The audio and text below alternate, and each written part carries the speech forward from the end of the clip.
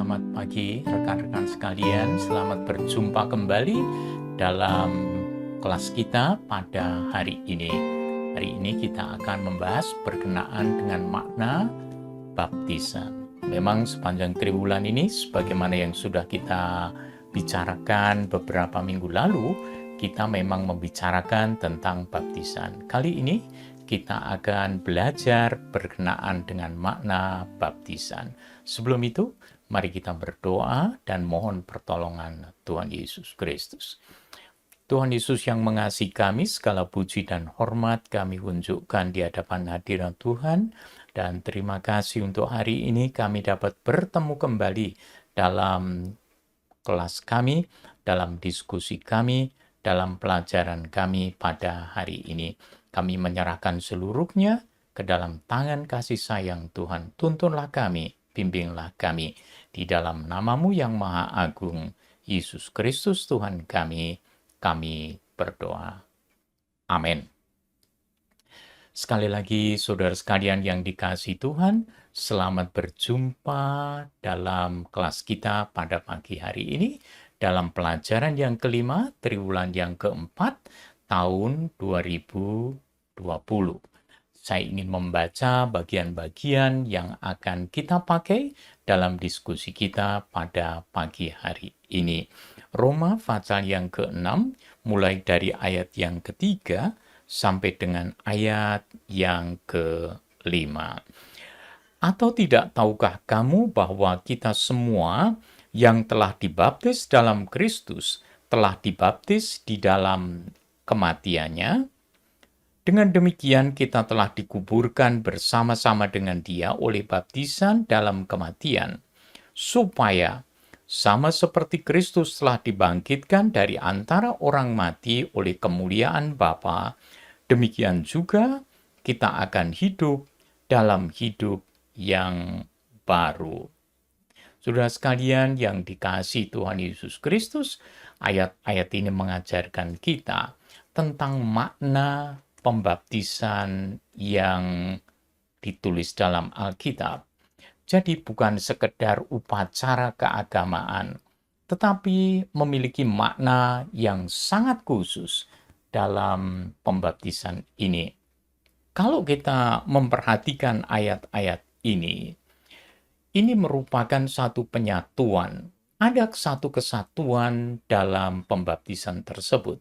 Karena orang yang telah mengambil keputusan untuk percaya kepada Tuhan Yesus Kristus, menerimanya menjadi juru selamat dan Tuhan secara pribadi, di sanalah terjadi penyatuan antara orang tersebut dengan Kristus.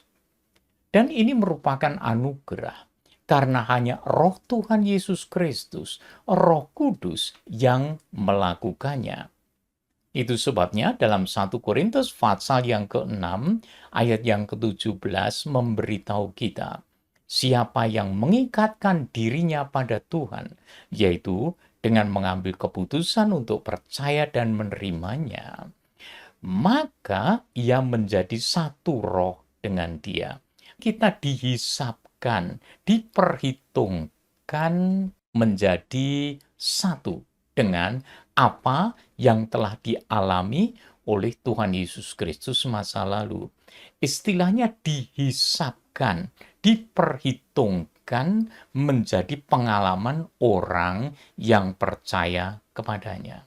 Dengan demikian, ayat-ayat tadi yang kita baca, bahwa sesudah kita dibaptiskan dalam Kristus, berarti telah dibaptiskan dalam kematiannya, ditenggelamkan, dihisapkan di dalam kematiannya. Dan kemudian pada waktu Kristus bangkit, kita pun dibangkitkan bersama dengan Dia. Karena kita menjadi satu dengan kematiannya, kita pun menjadi satu dalam hal kebangkitannya. Kembali ayat ini menegaskan kita, tidak tahukah kamu bahwa kita semua yang telah dibaptis di dalam Kristus, telah dibaptis di dalam kematiannya? Jadi, kalimat telah dibaptis dalam Kristus atau diselamkan, ditenggelamkan, dibenamkan dalam Kristus, menyatakan posisi tempat orang yang percaya kepadanya, yaitu posisinya sudah tenggelam di dalam Kristus. Dia menjadi bagian di dalam tubuh Kristus. Artinya disatukan dengan kehidupan Kristus. Semuanya ini memang dilakukan oleh Roh Tuhan sendiri, Roh Kudus. 1 Korintus 12 ayat 13 memberitahu kita, sebab dalam satu roh kita semua, baik orang Yahudi maupun orang Yunani, baik budak maupun orang merdeka, telah dibaptis menjadi satu tubuh, dan kita semua diberi minum dari satu roh. Luar biasa. Peristiwa penyatuan dengan Kristus ini telah terjadi saat seseorang mengambil keputusan menerima Tuhan Yesus Kristus. Dan penggambarannya baru terjadi pada saat pembaptisan. Saudara sekalian, pada dasarnya orang yang percaya kepada Tuhan Yesus Kristus, menerimanya secara pribadi, ia disatukan dengan Kristus dalam kematiannya dan di dalam kebangkitannya. Ini merupakan suatu rahasia, satu misteri yang besar di dalam iman Kristiani. Dan semuanya digambarkan di dalam pembaptisan. Jadi, baptisan itu bermakna mati dengan Kristus. Jadi dalam pembaptisan, penyelaman ke dalam air menggambarkan, sekali lagi, menggambarkan dirinya mati bersama Kristus. Jadi, mati bersama Kristus adalah satu konsekuensi logis pertama dari penyatuan dengan Kristus. Jadi kematian Kristus memang telah terjadi sekitar 2000 tahun yang lalu. Namun orang yang disatukan dengan Dia, diperhitungkan, dihisapkan, telah ikut mati bersama dengan Dia. Nah, itu sebabnya ayat ini memberitahu, tidak tahukah kamu bahwa kita semua yang telah dibaptis dalam Kristus, telah dibaptis di dalam kematiannya? Dengan demikian, kita telah dikuburkan bersama-sama dengan Dia oleh baptisan dalam kematian. Ini ditulis dalam Roma pasal 6 ayat 3 dan ayat yang keempat. Satu penjelasan yang sangat khas. Kenapa ada istilah tidak tahukah kamu? Karena kelihatannya banyak orang tidak menyadari arti makna baptisan tersebut. Makna baptisan sebenarnya adalah mati dengan Kristus. Karena telah disatukan di dalam Dia. Jadi telah dikuburkan bersama-sama dengan Dia oleh baptisan dalam kematian. Pertanyaannya, kalau begitu, bolehkah kita bertekun atau terus-menerus hidup di dalam dosa karena sudah diselamatkan? Maka Alkitab memberikan jawabannya dengan tegas. Jika demikian, apakah yang tidak kita katakan? Katanya, bolehkah kita bertekun dalam dosa supaya semakin bertambah kasih karunia? Jawabannya jelas, sekali-kali tidak. Saya tegaskan sekali lagi, sekali-kali tidak. Bukankah kita telah mati bagi dosa? Bagaimanakah kita masih dapat hidup di dalamnya? Ini Roma 6 ayat 1 sampai 2. Karena orang yang disatukan dengan Kristus berarti sudah sudah mati bagi dosa. Surat ini dituliskan kepada orang-orang Roma. Kelihatannya orang-orang Roma punya pikiran, kalau orang sudah percaya Tuhan Yesus, sudah dibaptiskan, kemudian dia diselamatkan, boleh berbuat dosa seperti biasanya. Semacam tiket untuk berbuat dosa sehingga dia semakin merajalela dalam kehidupan di dalam dosa. Alkitab memberitahu sekali-kali tidak. Jadi, tidak ada alasan untuk terus-menerus berbuat dosa sesudah orang itu diselamatkan. Sekali lagi, keselamatan bukan tiket untuk berbuat dosa. Bukan. Memang harus diakui, selama kita masih hidup di dunia ini, godaan masih ada, bahkan banyak. Tetapi sebagai orang yang mati, orang yang sudah mati, seberapa banyak godaannya, ia tidak akan menanggapinya. Coba kalau kita pergi ke kuburan, kita melihat orang yang di kuburan dimaki, dipuji, diapain, dia tetap tenang dan tidak terpengaruh sama sekali. Karena ia sudah mati. Dengan demikian orang yang sudah mati di dalam Kristus, mati bagi dosa, ia tidak hidup lagi dalam dosa, tidak akan bertekun dalam dosa lagi. Roma 6 ayat 6 memberitahu, karena kita tahu bahwa manusia lama kita telah disalibkan, supaya tubuh dosa kita hilang kuasanya, agar jangan kita menghambakan diri lagi kepada dosa. Artinya diperintah oleh dosa. Diperintah oleh hawa nafsu. Bukan. Justru karena manusia lama kita sudah disalibkan, berarti mati bersama dengan Kristus, maka tubuh dosa kita tidak memiliki kuasa lagi untuk mengatur kita supaya kita hidup di dalam dosa. Tidak. Memang godaan masih ada, tapi bagi orang yang sudah mati, godaan itu tidak akan berpengaruh baginya karena ia tidak akan menanggapinya lagi. Lalu, bagian yang positif. Kalau tadi bagian negatif, orang yang percaya kepada Tuhan Yesus dibaptiskan mati.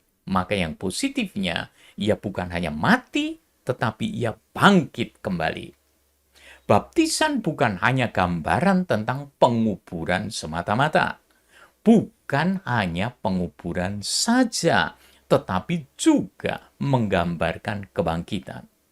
Jadi, ketika seseorang diangkat dari dalam air dari pembaptisan tersebut, ia digambarkan dibangkitkan bersama dengan Kristus.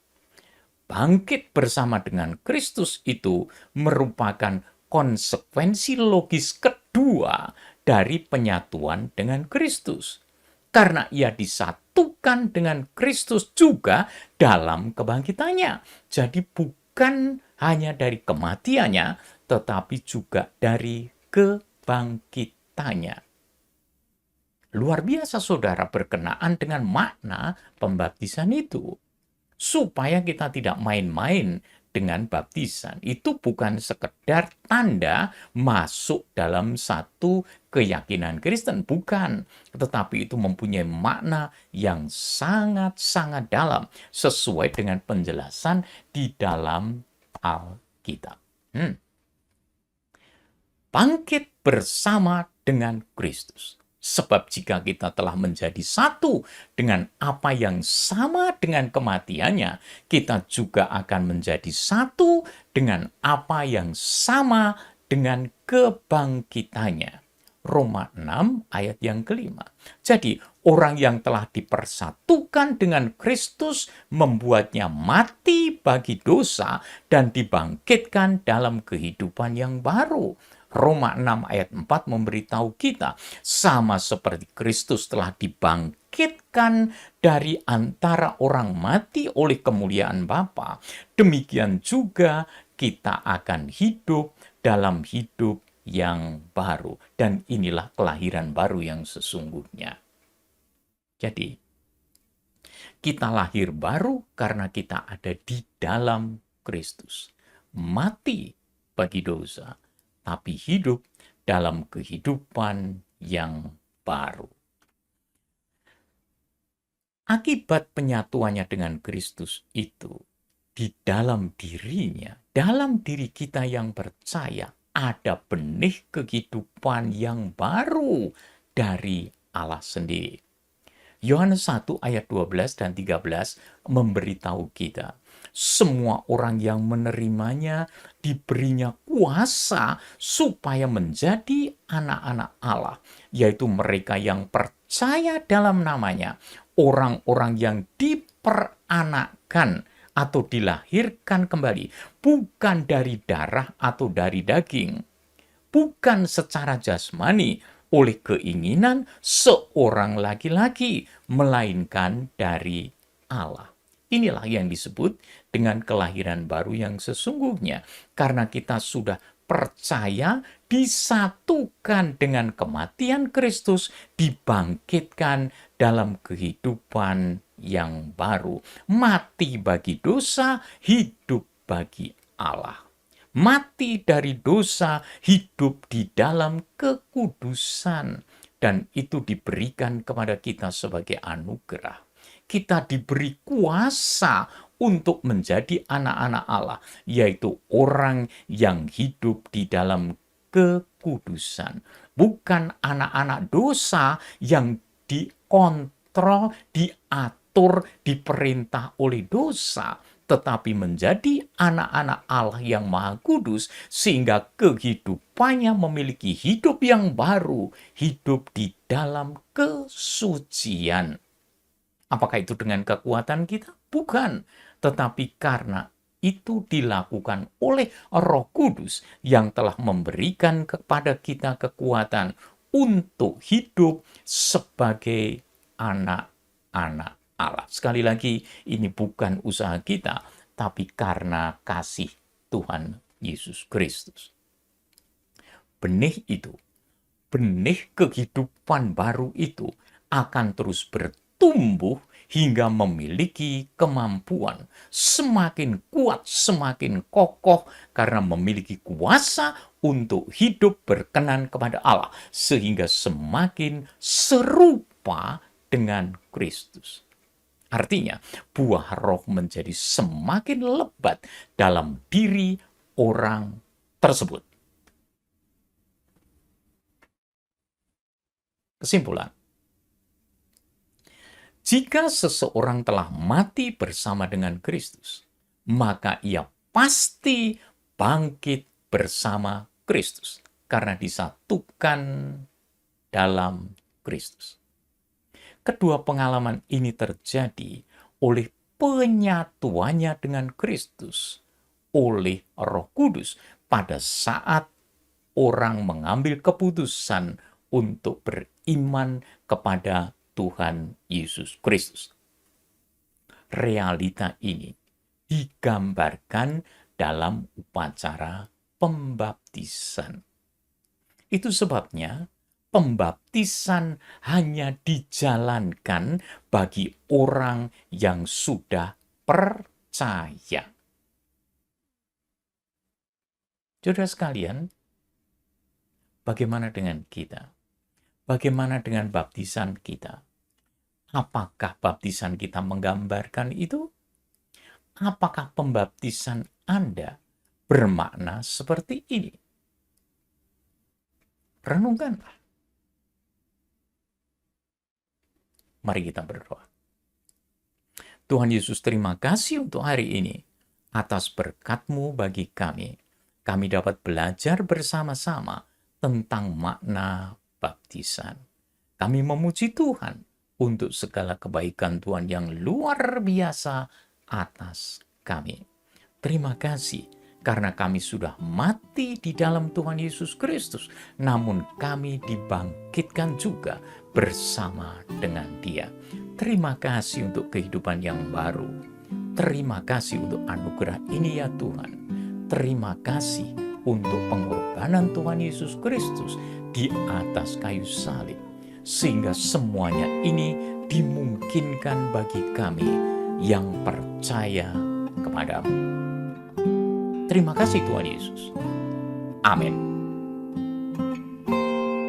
Terima kasih saudara sekalian. Selamat berjumpa kembali dalam waktu-waktu yang akan datang. Amin.